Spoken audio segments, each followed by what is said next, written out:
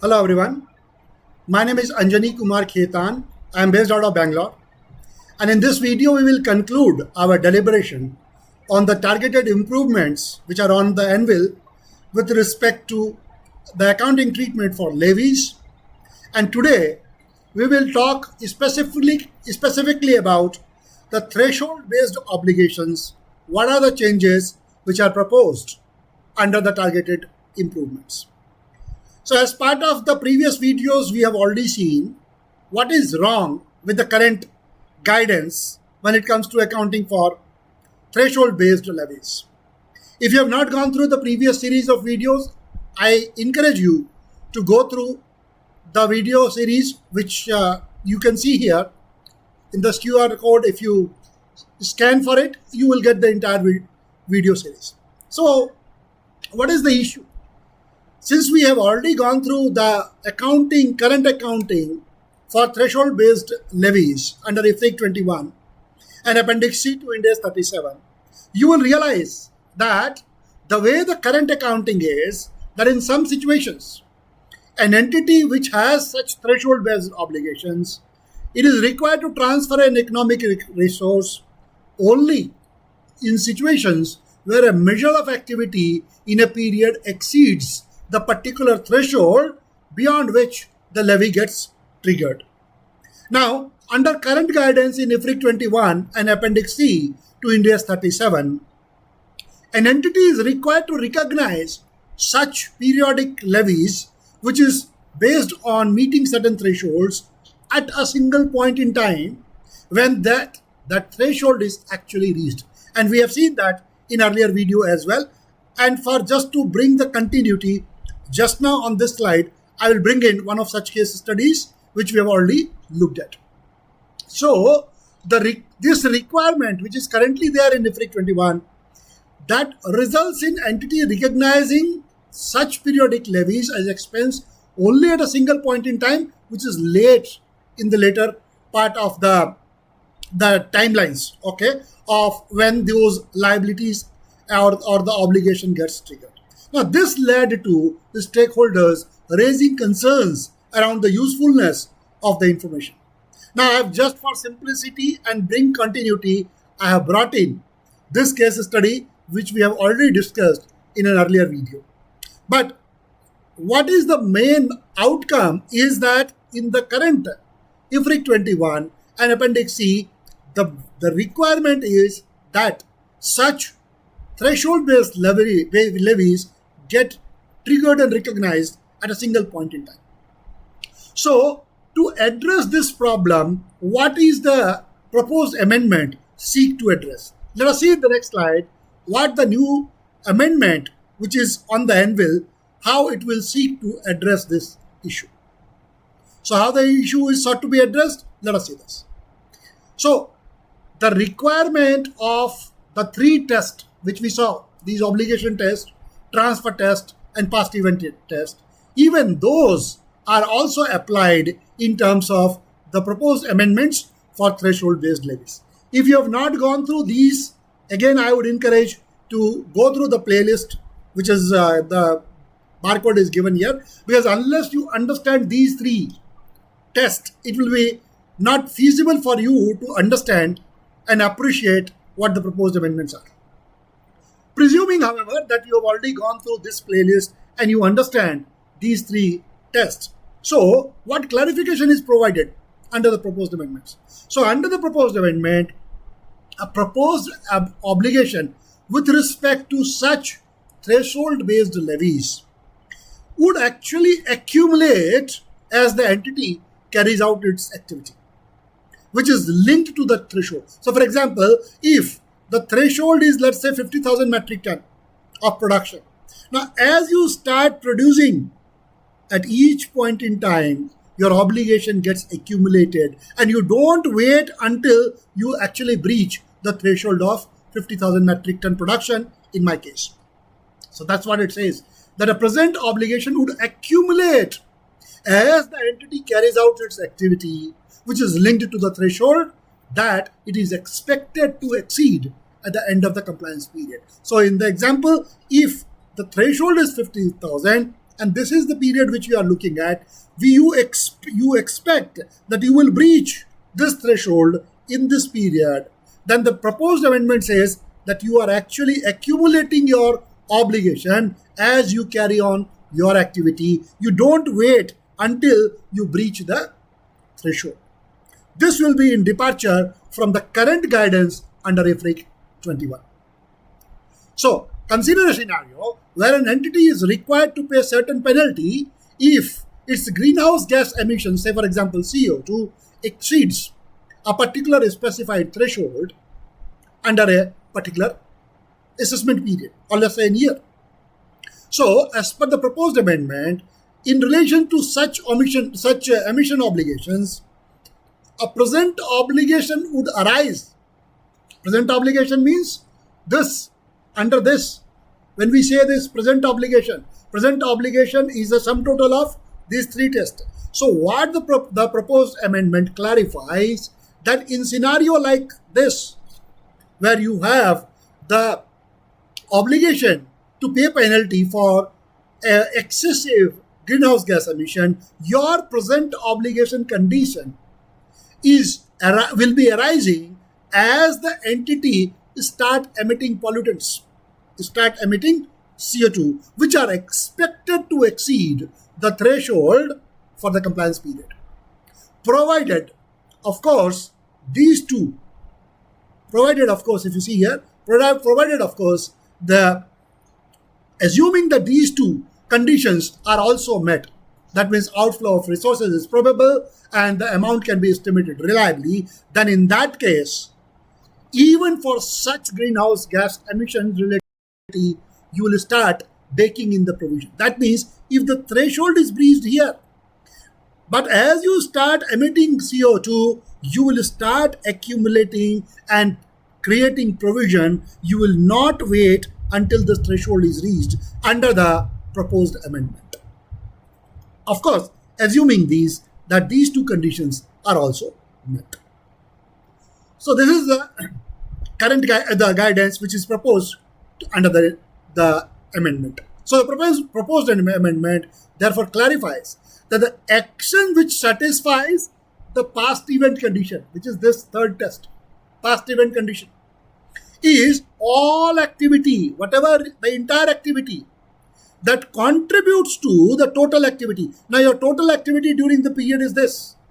Even this is also contributing, this activity which is before the threshold is also contributing to the total activity. So the standard clarifies, the proposed amendment clarifies that the past event condition is basically all activities which contribute to the total activity on which the cost is to be assessed. That is both activity which is below the threshold, which is this guy, and activity which is above the threshold, both.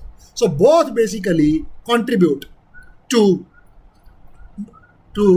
satisfy your past event condition, which is one of the tests for determining the present obligation. So this is the clarification is given in the proposed amendment. And accordingly, the past event condition, this condition begins to meet, it starts as soon as the entity starts carrying out the activity, as soon as it starts emitting CO2, which contributes to the total being assessed. So this will be a significant departure from the current guidance under IFRIC 21. Right? Therefore, at any date within the assessment period, so if this is the full year period, at any point in time during this period, your present obligation is a portion which is attributable to the activity carried out till date.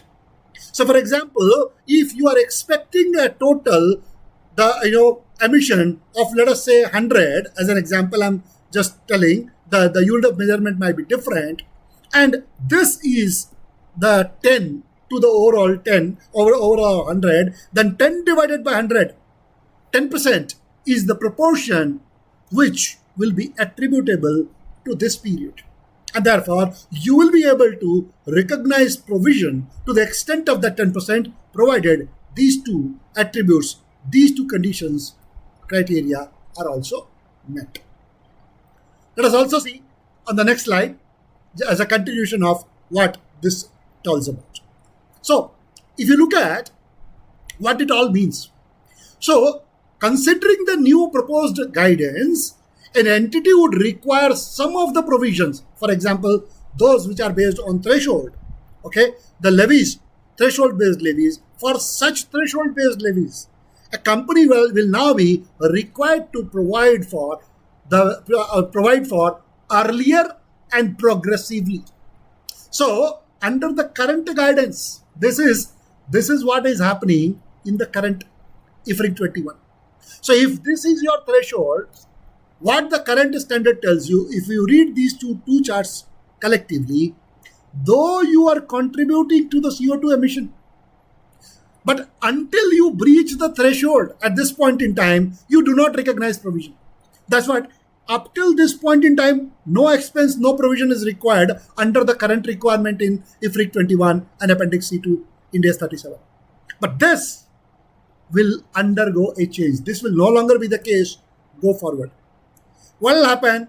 Assuming that you expect that in the compliance period, in the entire year under question, you expect that you will be able to breach the proposed threshold, which is applicable in a case. That means you are required to make or the liability will get triggered onto you. You will start accumulating as you start your activity. You will not wait until this time.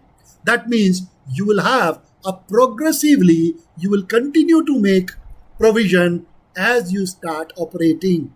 You will not wait until this point in time. That means your provision will be earlier and progressive.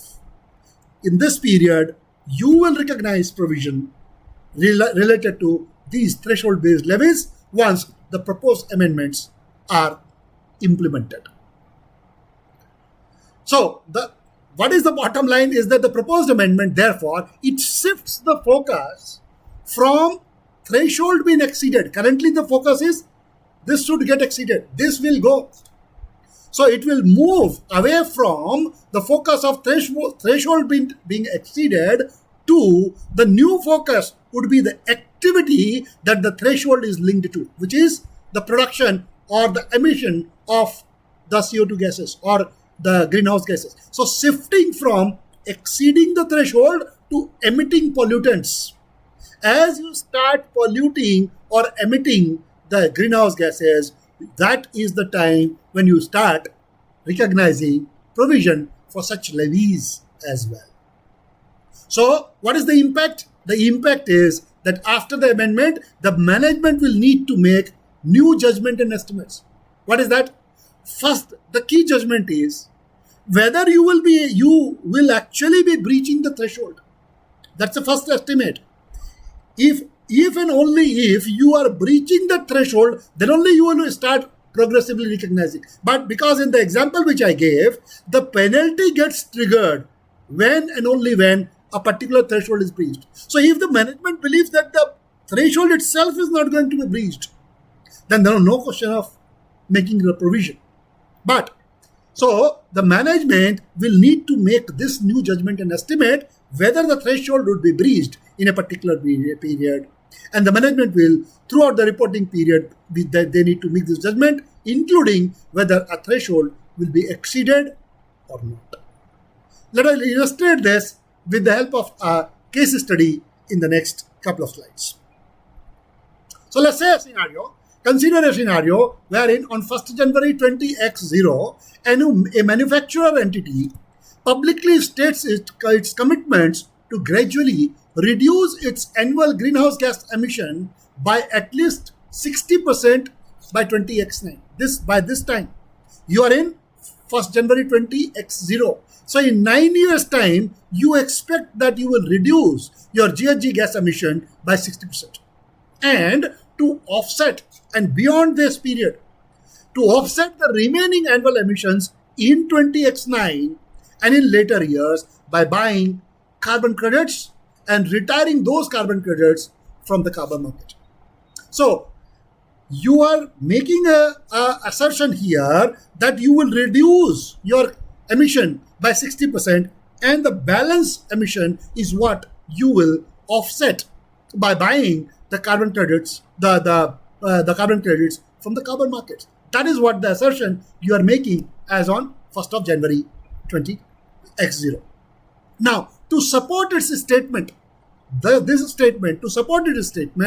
entity publishes a transition plan stating how it will achieve this target. So it says here, so what they will do, if you look at it, what it says, to support this plan, the entity publishes a transition plan wherein it intends to make gradual modification of the manufacturing methods between this period and this period. 20x1 to 20x9, they will make modifications to the manufacturing processes and methods to achieve 60% reduction by 20x9. And they will use more energy efficient processes and invest in more energy efficient technology. They will purchase energy from renewable sources. All of these green sources, renewable sources, is what they will purchase, let's say from wind power. And replace the existing petroleum-based inputs with low carbon alternatives. So the input also will change. So 2-3 things which they are making assertion here. You will change the methods of production, reducing this, and to facilitate that, you will use more energy efficient process, invest in more energy efficient technology. You will use and purchase these renewable sources of energy, and you will replace your currently high pollutant perhaps inputs with low carbon alternatives. These are the action plan which the entity needs to take to achieve its target of 60% reduction in the greenhouse gas emission. Now what happens subsequent to that? Subsequent to 20x9, the entity seeks to purchase and surrender, which is mentioned here also, seeks to purchase and surrender more carbon credits from 20x9 onwards to cancel any remaining emission that it may have. Also, the management believes that by doing all of that, your operations will still be profitable. And in addition to publishing the transition plan, the entity takes several other actions that publicly confirm or affirm its commitment towards this plan, that they are committed to reducing their carbon footprint.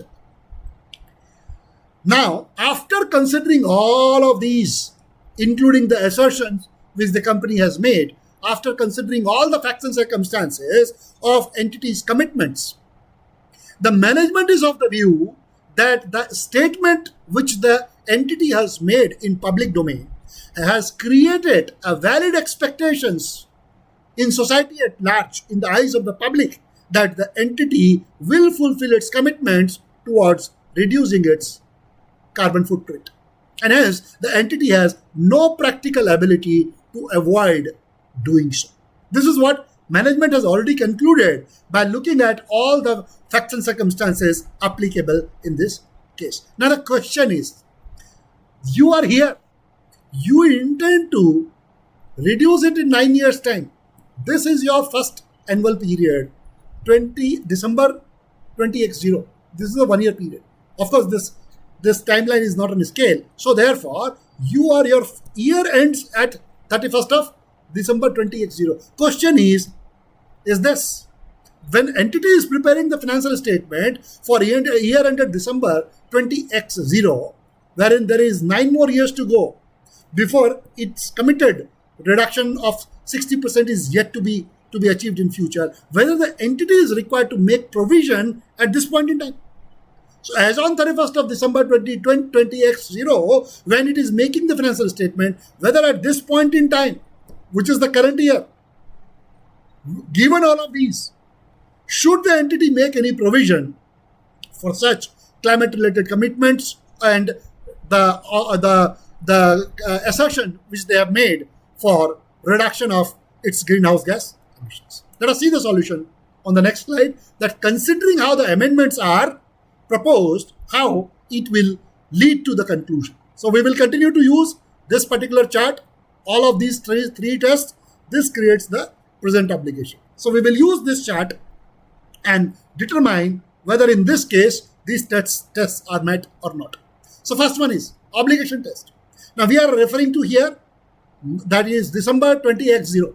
So the entity's public statement of its commitment impose on the entity the responsibility to operate in the future in such a way which reduces its annual GHG gas emission, and to offset its remaining obligation beyond 20X9, if it has, then that they will buy from the carbon market and retire those carbon credits. So therefore, the entity owes this responsibility to society at large and has no practical ability to avoid discharging its responsibility. Therefore, when it comes to the obligation test, it does have a constructive obligation. Therefore, this test is met. In the context of the proposed requirements, this test is met. What about the transfer test? Now you will be able to recollect when we initially discussed this concept, transfer test, I mentioned that exchange of resources is not is equal to transfer of resources. And that same concept, we will utilize it here. Let's see this, what it says. Now, obligation to reduce emissions in future, this we are assessing that the entity's obligation to operate in future in a way which reduces its greenhouse gas emission is not an obligation to transfer an economic resource. Rather, it is an exchange of economic resource. Why so? Because what the plan is, the entity has said that from 20X0 to this period, when we are assessing the December 20X0. Now, in a way, when they are reducing the carbon footprint up to 60% from the current level, they have three plans. They will buy renewable energy sources. They will use more energy efficient machines, for example, and the inputs they will be changing it to more, less pollutant. Now, in that case, it is not a transfer of resource; it's an exchange, because when you part with the resources, you get these also. So it is not a transfer of resource; it's an exchange, and therefore this test would not be met because it is not transfer of resources. This test is transfer test. But if you look at it beyond 20X9, then what happens? So beyond 20X9, entity's obligation to offset is the remaining GHG gas emission in 20X9 and beyond. That will be an obligation to transfer an economic resource, because there you will not get any other resource in exchange, and therefore 20X9 and beyond, this transfer test is actually met, but not prior to that, because as I said, 20X9 and beyond, entity will be required to buy and retire carbon credits. It will not get anything in return, so without receiving any economic resource in exchange. So this will be transfer, but this is not transfer. So when it comes to this 20X9 and beyond, then this transfer test is actually met. So when it comes to 20X9 and beyond, the transfer test is met, but before that, transfer test is not met. Now, what about the past event test? Let us look at this. The third one.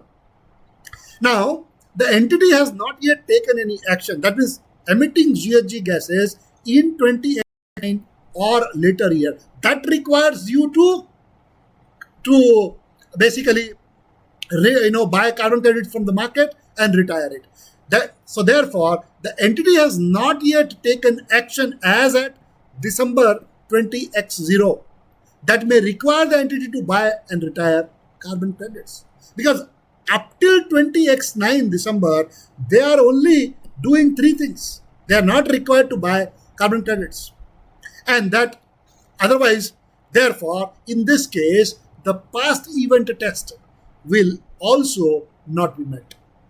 Now, we have seen in the earlier video, for the present obligation to exist, these are the cumulative condition. All should be yes, yes, yes. Now, if you evaluate this as of 31st December 20x0, out of the three obligation, this is not met, this is not met, but this is met. And therefore, cumulatively, present obligation condition is not met as contemplated under the proposed amendment, and therefore, no provision is required. No provision is required as of this period. However, if you fast forward and you look at 31st December x9, 20x9, then in that case, this is met.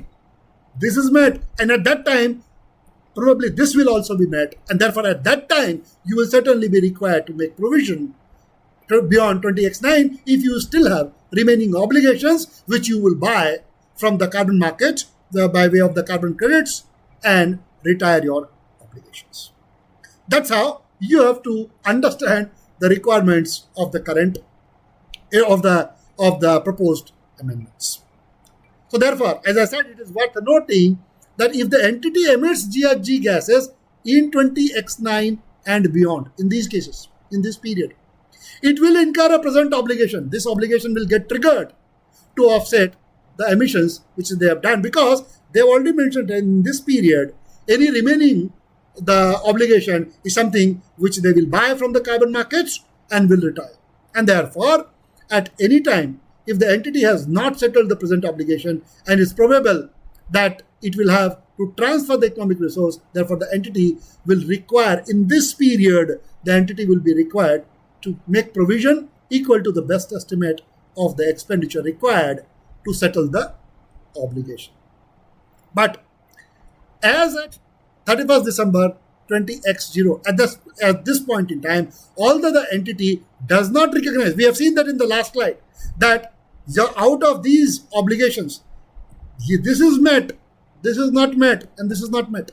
So therefore, no provision required. Therefore, although the entity does not recognize a provision as of December x0 in this case, the action it plans to take in this period to fulfill its obligation could potentially affect the amounts at which the other assets and liabilities can be carried in the balance sheets and the information it discloses about them as required. So that thereby meaning that yes, you will not recognize the provision per se, but you may have to also look at whether any impairment has happened in your existing assets. And for that associated disclosure, you might be required to give under the relevant accounting standards. Now let us see, just to conclude, last slide for this series is the possible impact of the proposed amendment, how the entities are going to get impacted because of the proposed amendment. This is like a summary of all the impact which an entity is likely to have. So the key impact and takeaways is, after the amendment, some of the provisions could be recognized progressively and at an earlier point in time. As we have discussed today, when you have threshold-based levies, now the requirement is that you will not wait until the threshold is reached. Rather, you will recognize the provision as you start contributing to the activity. So progressively and earlier in point in time. That is one of the impact. Second, some of the provision may become larger. We have seen that because of the way, let's say, your discount rates are. We have seen in the first or the second video in the series.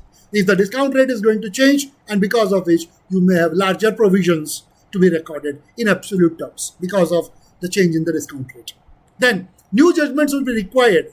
We saw in the today's case study itself, new judgment will be required to assess, for example, to estimate whether future thresholds are expected to be met for threshold-based obligation. If it yes, then you progressively recognize your liability. If not, don't recognize.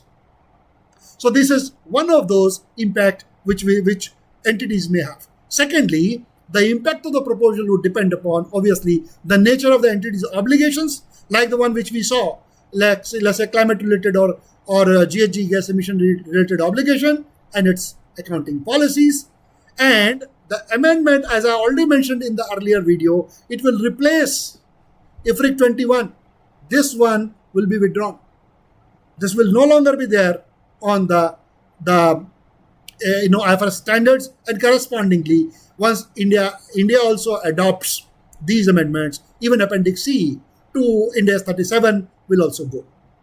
And because these will no longer be there, you can appreciate that the accounting for the levies, which also be aligned with the general requirements of how the provisions are made under IAS 37 or corresponding literature under Ind AS 37. And the last one, new requirements are proposed. We have already seen in terms of in the last video also, we have seen that if there are one or more actions, there are multiple actions because of which levy is triggered, new requirements we have already seen in the last video. That will also be an impact. So with this, the series, it was relatively a long series. It got concluded because it has two parts. One, what is the proposed amendment? And then there were few videos where I explained you the concept of IFRIC 21 and Appendix C to Ind AS 37, because unless you understand the current requirement, it is not you will not be able to appreciate what proposed changes are coming up and why they are coming up. So basically, we have started with the proposed amendment, then we moved into the existing requirement of IFRIC 21, and again come back to the proposed amendments. So this is how we conclude our deliberation on this particular series. So this particular series gets concluded today. Now, just to let you know, next few weeks I'll be out of India, so I will try my best, but you may not be able to see a couple of videos in the next few weeks because I will be out of India and may not have the opportunity to record the videos at that point in time. But I will try and will start uploading the videos as quickly as I can. Maybe 2-3 weeks is something. Next 2-3 weeks, I may not be able to upload videos. Just want to keep you all posted. This is the link of my YouTube channel. Please do subscribe and share it with anyone who is in need of similar kind of content. You can see there are almost 45 plus videos now, which are there on the channel. Again, this is a familiar slide, list of some of those useful videos, and it will continue to grow more as we progress through this our journey. Well, okay, this is the QR code for my LinkedIn profile. Connect with me either way. Subscribe to the channel. I'll really appreciate all of your efforts in supporting the channel. Thank you, and I'll take a pause at this point in time. I will see you in a short while after maybe a few weeks in the next video. Thank you. Bye. Take care.